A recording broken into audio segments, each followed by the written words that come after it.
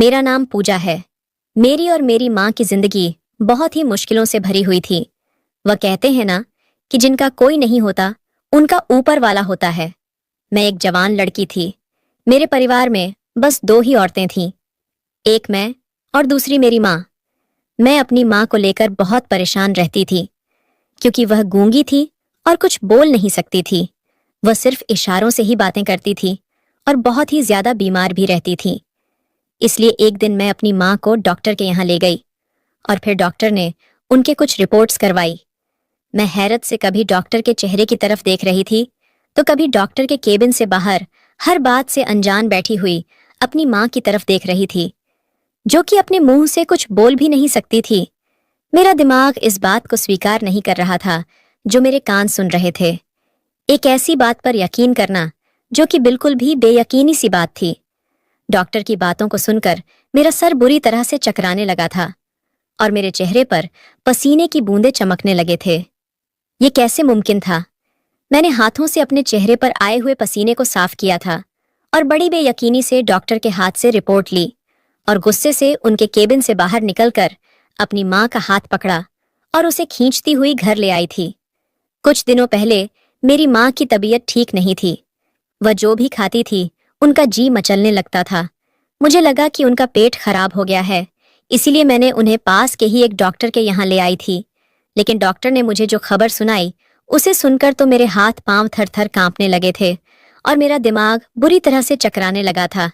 मुझे डॉक्टर ने अकेले में अपने कमरे में बुलाया था।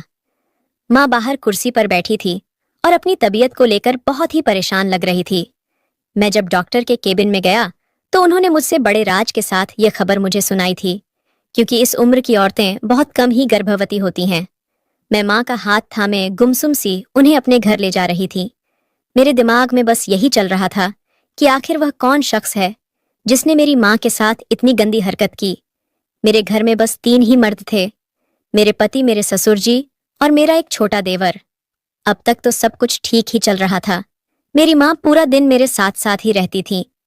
जब मैं किचन में काम कर रही होती थी तो वह भी किचन में चली आई थी और पास रखे टेबल पर बैठ जाती थी। वह मुझसे कभी भी अलग नहीं होती थी। उनकी तबीयत के चलते मैं भी उनका बहुत ध्यान रखती थी। सारा दिन हम माँ बेटी घर में अकेले ही रहते थे। न तो मेरे पति घर में होते थे और न ही मेरा देवर होते थे, और ससुर जी कभी कभी ही घर में होते भी थे तो बस वह अपनी दुकान पर जाकर बैठ जाया करते थे या फिर कभी कभी खाली वक्त में अपने दोस्तों के साथ बैठकर गप्पे लगाते थे और रात को काफी देर से घर लौटते थे। मेरे पति सुमित की माँ का देहांत काफी सालों पहले ही हो चुका था। मेरे ससुर ने शादी नहीं की थी। देवर भी मेरा और मेरी माँ की बहुत इज्जत करता था। ज्यादातर वह अपने काम से काम ही रखता था। ना तो उसने कभी मेरे साथ बदतमीजी की थी और ना ही कभी मेरी माँ से। बस वह मेरी माँ के पास जाता, उनकी खैरियत लेता और उसके अलावा कोई भी बात नहीं करता था। मेरे पिता के देहांत को काफी साल बीत गए थे। मेरे रिश्ते तो बहुत आते थे, लेकिन मैंने शादी एक ही शर्त पर की थी कि मैं अपनी माँ को अकेला नहीं छोड़ सकती थी। मेरी माँ गूंगी थी और बहुत ही ज्यादा बूढ़ी हो चुकी थी। इस बुढ़ापे में मेरे अलावा उनका कोई सहारा नहीं था। उन्होंने मुझे पालने में कोई कसर नहीं छोड़ी थी और मैं भी चाहती थी कि कभी भी मैं अपनी माँ का साथ नहीं छोड़ूंगी। मेरे अलावा आखिर मेरी माँ का अपना है ही कौन? मैं ही अपनी माँ की देखभाल करती थी, इसलिए उन्हें अकेला भी नहीं छोड़ सकती थी। यही वजह थी कि कहीं मेरा रिश्ता तय नहीं हो रहा था, क्योंकि जिस घर में पहले से लड़के की माँ मौजूद होती वह ये बात कैसे बर्दाश्त कर सकती थी कि उसके घर बहू के साथ उसकी माँ भी आकर रहने लगे। इसलिए जो लोग उस शादी पर राजी हुए उनके घर में कोई औरत ही नहीं थी। बस 3 मर्द ही थे, एक उनके पिता और एक मेरा पति और एक उनका छोटा भाई। जब मैं विदा होकर अपने ससुराल पहुंची तो मेरे पति ने मेरी माँ के लिए एक अलग कमरा पहले से ही मौजूद किया हुआ था। मेरे पति मेरी माँ की बहुत इज्जत किया करते थे। मेरा देवर शहर के एक बहुत बड़े यूनिवर्सिटी में पढ़ता था। ज्यादातर वह वहीं पर रहता था और अगर घर आता भी था तो बहुत ही जरूरी काम से आता था। खैर, अभी ऐसा कुछ नजर नहीं आ रहा था कि उन लोगों पर मैं शक करती, लेकिन जो रिपोर्ट इस वक्त मेरे हाथ में थी वह मुझे कुछ और ही समझा रही थी। न चाहते हुए भी मेरी सोच अपने घर में मौजूद मर्दों की तरफ जाने लग गई थी। मैं अब एक बहुत बड़ी मुसीबत में फंस चुकी थी। बेशक मेरे पति बहुत अच्छे थे, मेरी माँ का ख्याल भी अच्छे से रखते थे, लेकिन मेरी माँ के साथ जो हुआ था, अगर यह बात मैं अपने ससुराल वालों से पूछती तो यकीनन वह माँ के साथ साथ मुझे भी इस घर से बाहर निकाल देते। मैं अब बहुत परेशान थी। जब घर पहुंची तो मैंने माँ को भी कुछ नहीं बताया था, क्योंकि अगर मैं उन्हें यह खबर सुनाती तो शायद यह सुनकर उनका बीपी ही हाई हो जाता। वह पहले से ही ब्लड प्रेशर की मरीज थी। मेरा दिमाग बिल्कुल भी काम करना बंद कर चुका था। मैं इन लोगों में से किस पर शक करती? कौन था जो ऐसी घटिया हरकत कर रहा था? घर पहुंचकर चकराते हुए सर के साथ में अपनी माँ के कमरे में ही उनके साथ बैठ गई थी। माँ मुझे इशारा करने लगी तो मैंने पूछा कि क्या हुआ, आप क्या कहना चाहती हो? वह मुझसे कहना चाह रही थी कि तू क्यों चुप है? क्या हुआ? डॉक्टर ने तुमसे क्या कहा? क्योंकि मैं बहुत ही बातूनी लड़की थी, हर वक्त बातें करती रहती थी, लेकिन आज तो मेरी बोलती ही बंद हो चुकी थी। मैंने माँ से कहा कि नहीं माँ, कोई बात नहीं है, डॉक्टर ने आपको दवा दे दी है, आप बहुत जल्द ठीक हो जाएगी। माँ, आप बहुत थक गई होंगी, इसलिए अभी आप आराम करिए। यह कहकर मैंने माँ को उनके बेड पर लेटा दिया और खुद किचन में आ गई थी। खाना बनाते हुए भी मेरा दिमाग लगातार अपनी माँ की तरफ ही था। वह बोल तो नहीं सकती थी, लेकिन समझती तो सब थी। उनको महसूस भी सब होता होगा कि आखिर कौन उनके करीब आता है। वह कौन हो सकता है? मेरे ससुर जी या फिर मेरे देवर? ये सब सोच सोच कर मेरा सर दर्द से बुरी तरह से फटा जा रहा था।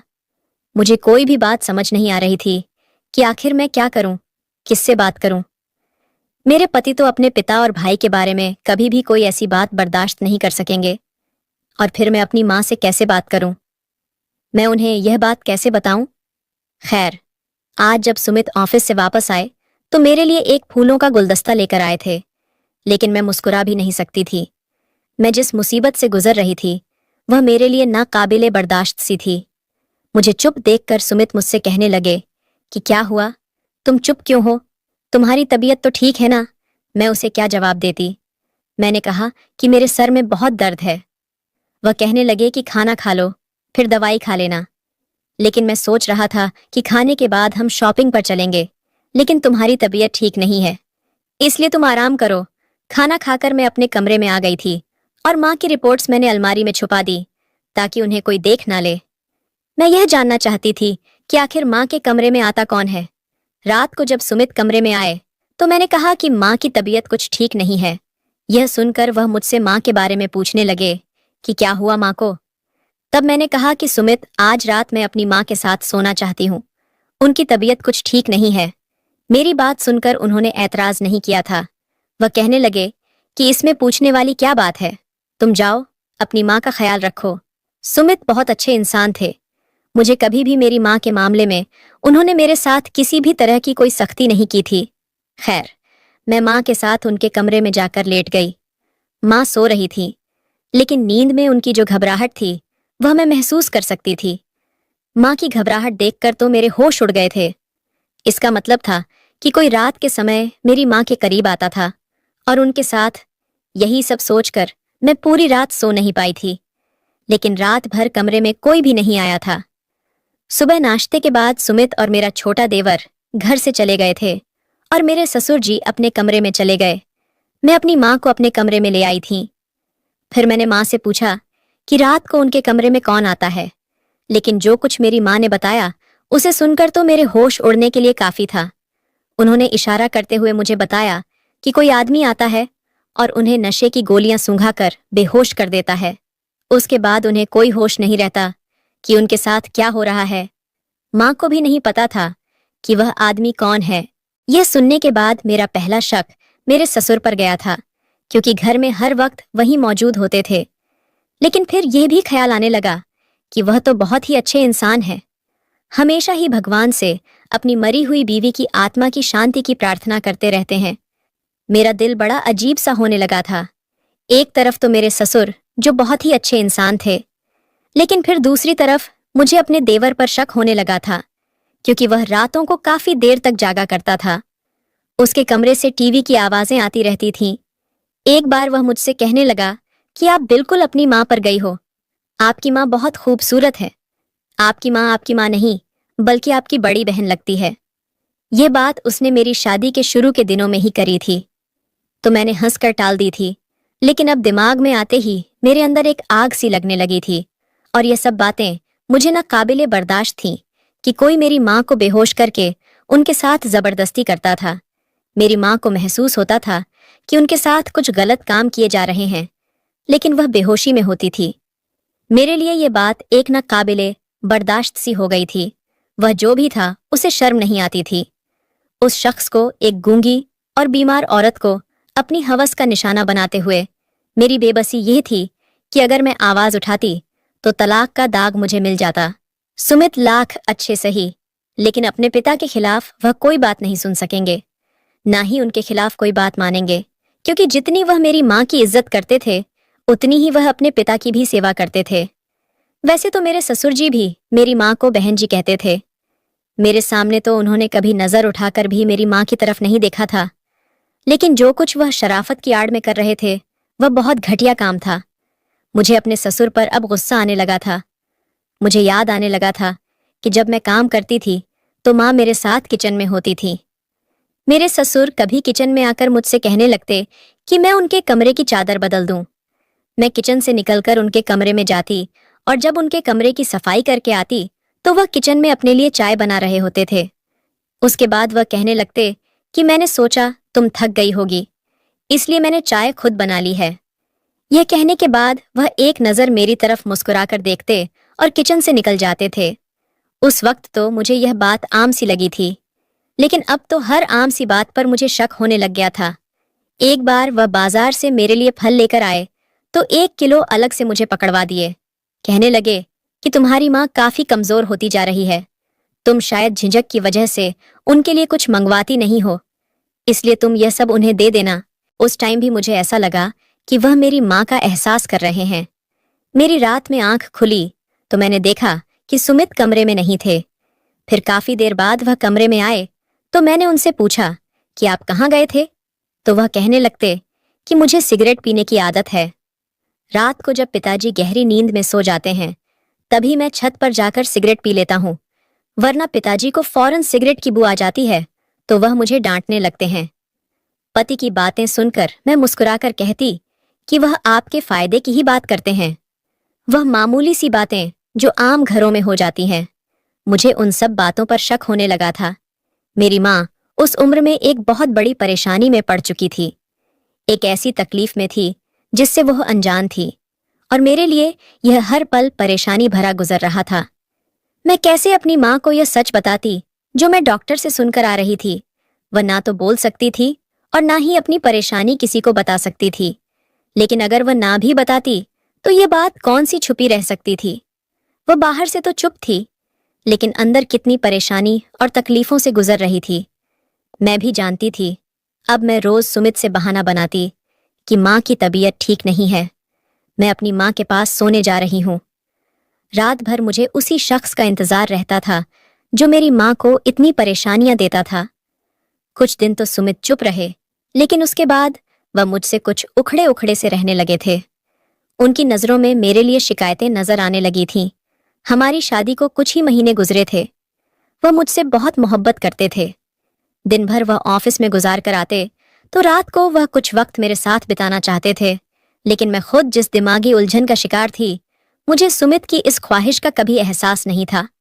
और अब तो मैं उनके काम करना भी भूल जाती थी। आज रात को सुमित के कपड़े भी प्रेस करना भूल गई थी। वह पहले ही मुझसे उखड़े से थे, फिर सुबह ऑफिस के लिए लेट हो गए तो वह गुस्से के मारे खुद ही अपने कपड़े प्रेस करने लगे थे। जब मैंने कपड़े प्रेस करने के लिए कहा तो वह मुझे गुस्से में आकर बोले कि तुम बस अपनी माँ की सेवा किया करो, तुम्हारे लिए बस एक वही जरूरी काम है। वह इस वक्त इतने गुस्से में थे कि मेरी कोई भी बात नहीं सुन रहे थे। मैंने कहा कि आज नाश्ता कैसा बना है, तो वह बिना नाश्ता किए ही ऑफिस चले गए। मैं अपनी माँ की वजह से बहुत परेशान थी। इस पर सुमित का रवैया देखकर और भी ज्यादा टेंशन में आ गई थी।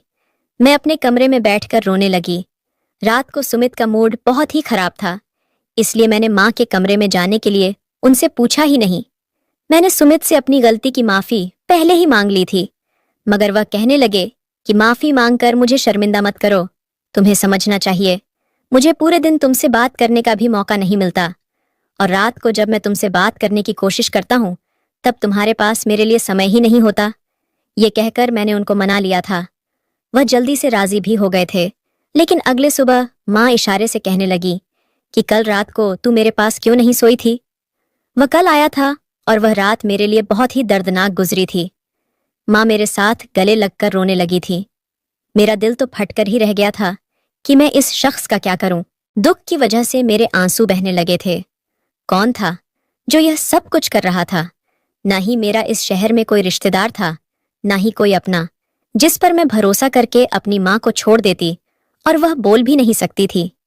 मैं उनके रहने का अलग बंदोबस्त कर देती, लेकिन वह एक मजबूर औरत थी। उन्हें वॉशरूम भी मैं ही लेकर जाती थी। बुढ़ापे के कारण उन्हें चलने में भी बहुत दिक्कतें आती थीं। मैं अभी इस उलझन से निकली भी नहीं थी कि क्या करूं और क्या ना करूं, कि तभी एक दिन मुझे माँ के कमरे से कुछ अजीब सी आवाजें आने लगी थीं, जैसे कोई सामान को पटक रहा हो। ये आवाज सुनकर मैं हड़बड़ाकर उठी थी। मैंने जब अपने बगल में देखा तो सुमित भी कमरे में मौजूद नहीं थे। मैं उठकर फटाफट बाहर निकली तो मेरा देवर माँ के कमरे में था और माँ कुछ कहने की कोशिश कर रही थी। वह इतनी घबराई हुई थी कि मैं उनकी बात समझ नहीं पा रही थी। बस माँ दाएं बाएं अपने हाथ हिलाए जा रही थीं, जैसे किसी को अपने आप से छुड़वाने की कोशिश कर रही थी। मेरा देवर मेरी माँ के बेड से थोड़ी दूरी पर खड़ा था। मुझे देखकर वह भी घबरा गया। मुझे ऐसा लगा कि शायद माँ की इस हालत का जिम्मेदार वही है।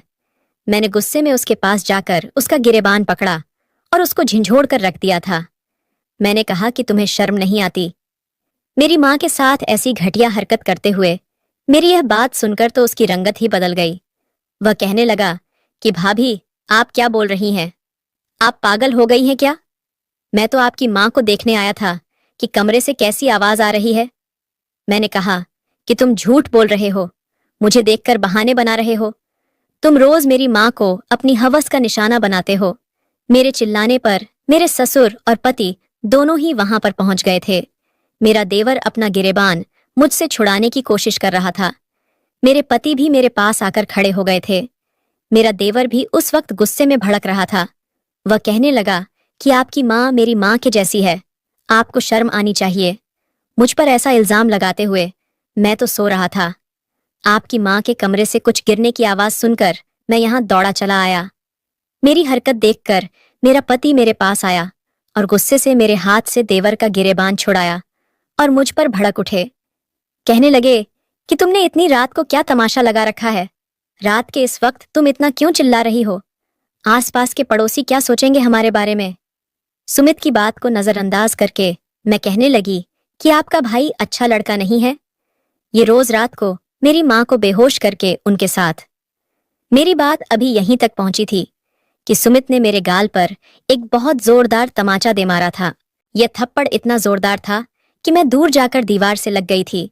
फिर सुमित ने कहने लगेगी कि यह तुम क्या बकवास कर रही हो जो तुम्हारे मुंह में आएगा?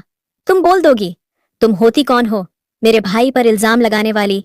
मेरे ससुर बहुत गुस्से में आ गए और कहने लगे कि एक तो हमने इसकी माँ को बेसहारा समझकर, बहन समझकर अपने घर में रखा है, और यह एहसान फरामोश मेरे ही बेटे पर इल्जाम लगा रही है। आखिर वही हुआ जिसका मुझे डर था। अब मेरा घर टूट रहा था। मुझे सुमित ने कहा कि तुम्हारी माँ इस घर में अब नहीं रह सकती, मैं उनका कहीं और इंतजाम कर दूंगा। मैं पहले ही इन बातों से बहुत परेशान हो गई थी। अपनी माँ को लेकर कहाँ जाती? अपना घर मैंने शादी से पहले ही किराए पर दे दिया था। इतनी जल्दी तो वह घर भी खाली नहीं हो सकता था। मैं इस कदर परेशान हो गई थी कि चक्कर खाकर गिर गई थी। जब मुझे होश आया तो सुमित मेरे पास ही खड़े थे। वह बहुत ही गुस्से में नजर आ रहे थे। डॉक्टर ने सुमित को मेरा ख्याल रखने की बात कह रहे थे। वह बिल्कुल खामोश थे। मेरी चेकअप होने के बाद वह मुझे घर ले आए। वह मुझे कमरे में ले जाकर बेड पर बैठा दिया और खुद भी मेरे सामने बैठकर कहने लगे कि जो घटिया इल्जाम तुमने मेरे भाई पर लगाया है, अगर रात को ही तुम अपनी माँ का इंतजाम कहीं और नहीं करती तो मैं तुम्हें रात को ही तलाक देकर तुम्हें घर से निकाल देता। लेकिन तुम बेहोश होकर गिर गई थी और इंसानियत के नाते मैं तुम्हें अस्पताल ले आया। लेकिन जो खबर मुझे डॉक्टर से सुनने को मिली उसके मुताबिक मैं तुम्हें अब कभी भी छोड़ नहीं सकता। तुम मेरे बच्चे की माँ बनने वाली हो। मैं उनकी बात सुनकर सोच में पड़ गई थी। मुझे यह सब सुनकर खुशी भी बहुत हुई कि मैं बच्चे की माँ बनने वाली हूँ। ये मेरे लिए बहुत बड़ी खुशखबरी थी। लेकिन जिन हालात से मुझे अभी गुजरना पड़ रहा था, मुझे समझ नहीं आ रहा था कि मुझे खुश होना चाहिए या फिर अपनी किस्मत पर रोना चाहिए।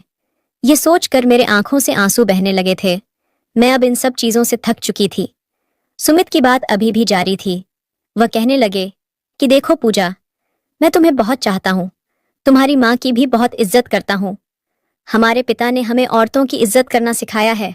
मोहल्ले भर में कभी हमारी ऐसी कोई बात सुनने को नहीं मिली। लेकिन जो इल्जाम तुमने मेरे भाई पर लगाया है वह निहायत बेहुदा है। इसलिए तुम्हारे लिए बेहतर यही होगा कि तुम उससे माफी मांग लो।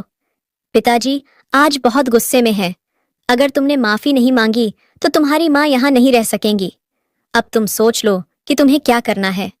मुझे तो यह सोचकर हैरत हुई कि तुमने ऐसा सोच भी कैसे लिया। वह मुझे ताज्जुब से देखकर कह रहे थे। तभी मैंने उठकर अपनी माँ की रिपोर्ट सुमित के सामने रख दी और रोने लगी। सुमित ने हैरत से मुझे देखते हुए उस रिपोर्ट को अपने हाथ में लिया और खोलकर पढ़ने लगे थे। ये पढ़कर झटका तो उन्हें भी लगा था। वह बार बार रिपोर्ट्स पढ़ने लगे थे और मैं हिचकियां से रोने लगी थी। मैंने कहा कि इसे पढ़कर मुझे क्या सोचना चाहिए। सुमित, मेरी माँ काफी महीनों से यही मेरे साथ इसी घर में रह रही है और कोई शख्स उन्हें नशे की दवाई सुंघाकर नींद में ही बेहोश कर देता है। सुमित, मेरी माँ बोल नहीं सकती और ना ही उस इंसान को पहचान सकती है, क्योंकि जिस वक्त वह शख्स उनके करीब आता है तब वह बेहोश होती है। होश में आने के बाद उन्हें ऐसा लगता है कि उनके साथ कुछ हुआ है। सुमित, अब तुम ही बताओ कि मैं किस पर शक करूं। सुमित, मुझे तुम्हारे भाई से माफी मांगने पर कोई ऐतराज नहीं है। मैं अपना घर बचाने के लिए तुम्हारे भाई से हाथ जोड़कर माफी मांग लूंगी। लेकिन मुझे बताओ कि जिस तकलीफ से मैं और मेरी माँ गुजर रहे हैं उसका जिम्मेदार कौन है? आप मेरे पति परमेश्वर हैं। आपकी शराफत की मिसाल मैं मोहल्ले वालों से क्यों लूं? आप मुझे बताएं कि मेरी माँ आपके घर में रहते हुए भी महफूज क्यों नहीं है? इसका कसूरवार कौन है? मुझे तलाक देकर घर से निकाल देना आपके लिए आसान है, ताकि आप लोगों की झूठी शराफत का भी भ्रम रह जाए। अगर आप इतने ही सच्चे हैं तो मुझे सब लोगों की डीएनए की रिपोर्ट दिखा दीजिए। सच सामने आ जाएगा और अगर कसूरवार आप में से कोई हुआ तो यह भी बता दीजिएगा कि उसे क्या सजा दी जाएगी। मेरा लहजा सख्त हो गया था। सुमित ने कहा कि अगर कसूरवार हम में से कोई हुआ तो तुम उसे पुलिस के हवाले कर देना। कुछ ही दिनों बाद तीनों की रिपोर्ट सुमित ने मेरे सामने लाकर रख दी थी। लेकिन जब मैंने रिपोर्ट्स देखी तो मेरे कदमों तले से जमीन निकल गई, क्योंकि डीएनए के मुताबिक वह तीनों बेकसूर थे। मैं यह भी समझ लेती कि उन्होंने रिपोर्ट गलत बनवाई है, लेकिन सुमित मुझे खुद अस्पताल लेकर गए थे और जिस लेबोरेटरी से टेस्ट हुआ था वह एक जानी मानी लैब थी। अब तो मैं और भी उलझन में फंस गई थी। कौन था जो मेरी माँ के साथ यह सब कर रहा था? क्योंकि अब मुझे यह जानने की उत्सुकता होने लगी थी कि यह सब कौन कर रहा था, क्योंकि घर में 3 ही मर्द थे और उनमें से किसी ने भी यह पाप नहीं किया था। खैर, अगले ही दिन मैंने सुमित से कहकर मेरी माँ के कमरे में कैमरे लगवा दिए ताकि हमें पता चल सके कि वह कौन था। कुछ ही समय के बाद रात हो गई और हम सब लोग अपने अपने कमरे में चले गए। लेकिन थोड़ी देर गुजरी ही थी कि तभी वह शख्स मेरी माँ के कमरे में दाखिल हुआ था। यह देखकर सुमित मेरी माँ के कमरे में चले गए और उसे पकड़ लिया। उसने नकाब पहन रखा था। जब सुमित ने उसका नकाब उतारा तो उस शख्स को देखकर हम सब हैरान रह गए थे, क्योंकि वह तो हमारे ही गली का एक गरीब भिखारी था। माँ की कमरे की खिड़की गली की तरफ ही खुलती थी और वह खिड़की शीशे की थी, इसलिए आसानी से वह भिखारी उसी रास्ते से अंदर आता था और मेरी माँ को नशे की दवा सुंघाकर उनके साथ गलत हरकत करता था। मेरे पति के मारने पर उसने अपना सारा जुर्म कबूल कर लिया था और फिर सुमित ने उसे पुलिस के हवाले कर दिया। मैंने सबसे हाथ जोड़कर माफी मांगी थी और कुछ दिनों के बाद मैं अपनी माँ को लेकर सुमित के साथ अस्पताल चली गई और अपनी माँ का अबॉर्शन करवा दिया। और फिर यह सोचा कि हर इंसान बुरा नहीं होता, कभी कभी हमारे सामने जैसे होता है, असल में वही सच नहीं होता। इसीलिए किसी पर इल्जाम लगाने से पहले सारी सच्चाई जान लेनी चाहिए। अब मेरी माँ स्वस्थ हो गई थी, लेकिन मैं अपनी गूंगी माँ को कभी अकेला नहीं छोड़ सकता और इस सब में औरतों और मेरे परिवार ने भी मेरा बहुत साथ दिया था। मेरे ससुर, मेरे पति और मेरे देवर, हम सब लोग अब खुशी खुशी अपने घर में रहने लगे थे। जो गलत फहमियां हम लोगों के बीच आ गई थीं, वह सब अब खत्म हो चुकी थी। दोस्तों, अगर आपको हमारी आज की यह कहानी पसंद आई हो तो वीडियो को लाइक और चैनल को सब्सक्राइब करें। धन्यवाद।